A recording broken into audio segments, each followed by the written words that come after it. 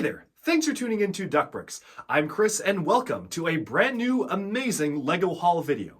So if you have visited an official LEGO retail store at literally any point in your life, you've probably experienced the pick-a-brick walls. On the back of basically every single LEGO store, there are these large circular pieces meant to emulate the studs on a LEGO brick, packed to the brim with LEGO pieces you can purchase in bulk. They usually have two sizes of cups that you can bring home, a $5 to $6 small cup and a $13 to $14 large cup that you can choose to fill up with basically as many bricks as can fit. Now usually these pick-a-brick walls are nothing too special. For the most part they're filled with standard bricks like 1x2s, 1x4s, maybe the occasional windscreen, but really they're basically just the most standard elements you can get. But there's a reason why I'm making this video, because I don't normally purchase from the pick-a-brick stations. I think it's great that LEGO stores have them, but they usually just don't have interesting enough bricks for me to even consider buying from. But that all changed on my recent trip to the UK because I went into the flagship LEGO UK store and I was greeted with what quite possibly may be the most amazing LEGO store pick-a-brick haul I have seen in my lifetime and probably will see for a long time. I was just blown away by the sheer amount of variety and incredibly useful and rare pieces that could be found in this pick-a-brick haul. Now I know that some other famous LEGO reviewers on YouTube have had similar experiences in the past. One famous one that comes to mind is Bricks' showcase of a fantastic pick-a-brick haul that he got. He felt like a LEGO thief after getting so many specialized LEGO pieces from pick-a-brick, and I've been trying to seek out that experience ever since I saw that. To no avail until today. So without further ado, let's just jump right into the haul itself. Alright, so here we have the pick-a-brick haul. This has got to be the largest single pick-a-brick haul I've basically ever gotten from any LEGO store ever. I've never really gotten 5 cups. I rarely even ever get 1 cup, as I said, so this is really something special. So how we're going to do this is I'm going to dump all these out and try to sort them by part type. I got a ton of duplicates of basically the same few parts, so I think it'll be easier if I just dump them all out and address it like that. So let's go. Alright, so now all of the parts have been poured out. You can immediately see some really nice standouts here. Transparent purple lightning, Apollo studs, we've got a lot of transparent clear window panels, nice colors for fall leaves, and a lot of masonry bricks, a whole lot of corrugated panel pieces as well, and a lot of teal. So there is a ton of stuff to get into. I'm going to sort these out into piles and then we're going to take a look.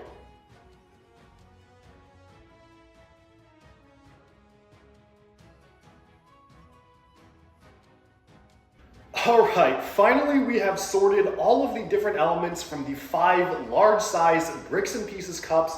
There's a lot to see here, so let's just start over here and work our way down. So first off, when I entered the store, I was very excited to see the transparent purple lightning element.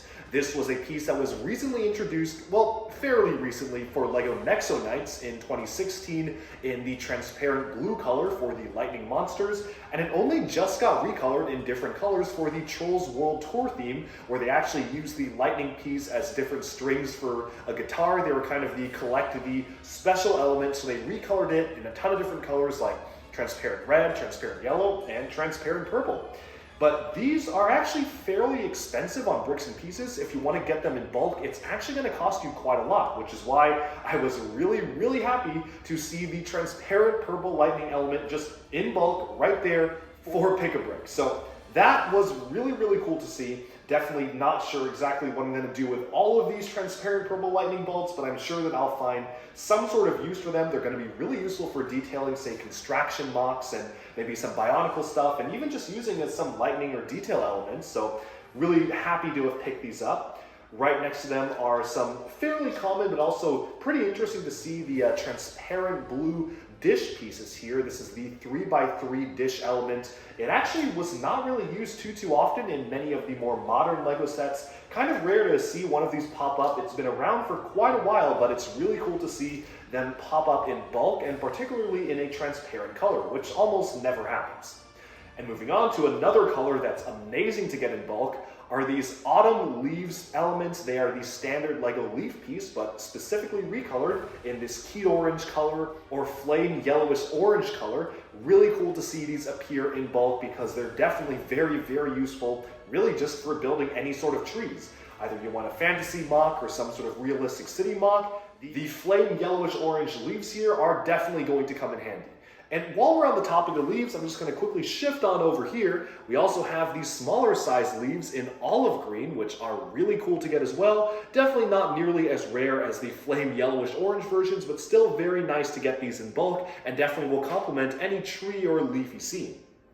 Moving onwards into here, I just got some of the medium nougat 2x1s, just a cool color to have, kind of rare to see that color pop up. And then over here we have two different colors of masonry bricks. Now these are incredibly useful because the masonry bricks are definitely something you want to have in bulk for building castles, for making buildings, for adding detail to stuff.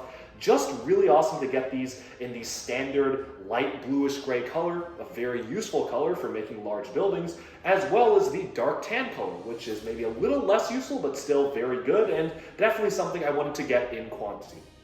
Another thing that's very useful for building castles are these newer elements that were actually just released or recently released when they rebooted the LEGO Harry Potter line. In 2018, these elements debuted in the Hogwarts Castle as well as the Great Hall. They are basically these little tiny brick-built kind of archway, miniature archway pieces that you can use to stack. There is a quarter variant of the piece that also does exist. Unfortunately, didn't get in bulk, but these are still really cool to get the straight version of the piece. I personally have never seen these appear in any pick-a-brick wall, basically ever. They're a fairly new element, which rarely actually does appear in the pick-a-brick walls, and these are really awesome to get in bulk, again, for castle builds, especially in the very useful dark bluish gray color. Moving on from that, we have some dark red elements. These are, again, another fairly newer part or something that's a little less common. It's these wedge pieces that show up on the 2x2 or 2x2 with a cutout corner wedge pieces. So just kind of a useful thing to have. I honestly kind of wish they had these in, say, light bluish gray because I actually do need quite a lot of those, but it's still cool to get them in the dark red color, maybe for some Iron Man or Hulkbuster mocks. Moving in, we have some of the parts in the cool yellow color. This is actually the color that they recently released one of the Creator Expert cars in, but it's always good to get a slightly rarer color for these 1x3 elements. And even moving on to some other rare colors or some uncommon colors, we have the brown coloration of a piece that was introduced for LEGO Nexo Knights, the little mini pyramid element in brown, which is always good to see. Got a ton of these because it's just really useful for a lot of applications, whether it be building maybe clubs for Bionicle characters, or using them as little pyramids on the top of architecture buildings, or even just using them for minifigure weapons and whatnot. Just a very useful piece overall. And now moving onwards into here, we have a ton of carrots. I don't really have an explanation as to why I got so many carrots. I just thought it was funny to see carrots on the pick-a-brick wall, so I just grabbed a few handfuls for myself. I definitely do not need this many carrots. I do not know what I'm going to do with this many carrots, but I have them. Moving on from them, we have some actually very useful pieces. I'm actually in the process of trying to rebuild the older Statue of Liberty sculpture set, and it uses a lot of these sand green elements. They had a ton of these sand green 1x6 elements, so I definitely had to get a ton, particularly to use towards that model. Some other things I'm going to be using for displays are these fantastic corrugated panel pieces. Red is maybe not the most useful of colors, but it's still cool to get the corrugated panels in bulk. And the same goes for these large transparent clear windscreens here, which are really useful for suspending objects in midair and making it look like they're hovering above the ground. Also in this kind of category of large panel pieces are these really great pieces for use in sculpture building or maybe using as the foundation for stuff. These kind of construction crane-esque elements with the cross pattern in between, just useful parts to have in bulk. Moving on, we have some elements in teal. So I've got a ton of teal 1x4s. Very nice that LEGO brought back the teal color a couple of years back, I think around 2016 or 17. They resurrected the ancient teal color. And we also have the much rarer teal window frames. I honestly don't really remember what set these came in. I'm sure they came in some set, probably a Creator Expert modular building or something, but it's really cool to get the window frames and the associated wind screens in the teal color, which is a very rare piece to have. Moving on to some other rare colors of parts, we have sand blue 1x2. Sand blue is always a good color to get, as well as the transparent clear 1x2s in the transparent light blue coloration, which I personally will find very useful for wall mounting Lego minifigures. I actually use the transparent clear 1x2s to wall mount almost all my wall mounted minifigures, so definitely a good color to get, and in a slightly more interesting color, we also have them in the transparent green color. So this is a transparent light green color of the brick. Really cool to get them. I don't necessarily know what I'm going to do with all of them, but it's cool to get. Something I do know what exactly I will do with are these 1x2 flat tile pieces in the transparent blue color. These are incredibly useful for expanding the Ninjago City modular buildings. Many of them have a water base where the canals run through the streets and you kind of have a base going over them. So these are going to be super, super useful if I ever want to make some Ninjago City expansions of my own. Moving on kind of inwards from here, we have some other rare elements like these dark blue curved elements, but I didn't really know if I had any specific application for them, so I just got a few of them. The same goes for the dark blue 1x2s, kind of a filler piece, as well as the metallic silver cone elements right up the front here. What's a little bit nicer to get are these kind of 1x2 half triangle, half stud pieces in dark blue. Very useful applications. A lot of sets use these for detailing or for sloping, so I wanted to get a few of these just in case I needed a few extras. I also got a lot of extra 1x2 flat tiles in the transparent black or the transparent brown color, whatever you want to call it, just because these are also useful to have and also could provide some variation in the water depth for the Ninjago City expansion that I'm planning. Moving on, I got a ton of the purple ice cream element. I don't necessarily know what I'm going to do with these either. Kind of like the carrots, they guess could pass off as grapes, maybe grape flavored ice cream. I don't know what I'll do with them, but it is a rare color to get, so I wanted to get a few extras. And moving on, we also have some dark red vehicle fender pieces. Again, a cool color to have, but not necessarily something that's going to be too useful. What will be useful, however, are these pearl gold detailing elements. They were used heavily in the Lego Elves line, and honestly, these have a ton of applications. I could use them for Bionicle construction mocks to go off of the CCBS armor pieces. You could use them for detailing an ornate building, a vehicle. Really, these are incredibly useful pieces, so I'm very happy to get a ton of them in the pearl gold color. And last but not least, we have some cool yellow 1x1 bricks, just a nice color to have, and a ton of hollow studs, or as they're commonly called in the Lego community, Apollo studs, because of a mistranslation or a miscommunication by a Lego designer. Always useful to get hollow studs, especially in white, kind of a neutral color, especially for just building random elements here and there. But with that, we have summed up this amazing Pick-a-Brick haul. I am kind of floored by just the amount of variety in rare pieces, useful pieces, rare colors, completely new elements or some of the newest elements like these archway pieces here.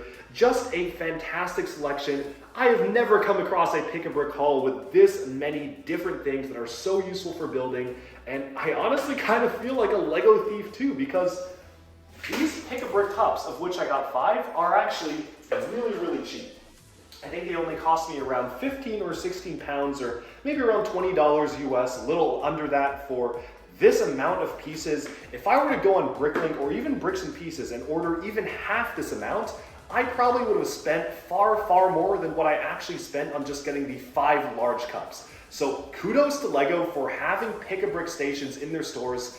I'm going to need to start paying a lot more attention to the Pick-a-Brick walls. Usually I kind of just disregard it, but apparently, I mean, if they're having stuff as good as this, I really need to get on my game and start taking a closer look at everything the Lego store has to offer. Alright, so with that, we have wrapped up this special Lego haul video. Let me know down in the comments below, what did you think of this haul? Do you think I got as lucky as I think I did? Or have you actually seen parts like this being offered at your own local Lego Pick-a-Bricks? And if so, where do you live? Because I want to get more. Anyways, thank you all so much for tuning in. I do hope you enjoyed this video, and I definitely will be putting out more videos if I actually use these pieces in my own builds. I'm probably going to use them in some way or another, but I just have to figure out how exactly I will use them. A lot of the stuff I got, as I mentioned, are specifically for display purposes, like the transparent clear pieces, really useful for my minifigure displays, and just in case I need to display something a little bit larger, but definitely stay tuned for that. Thank you all so much for tuning into Duck Bricks. I hope you enjoyed this video. Let me me know down in the comments below.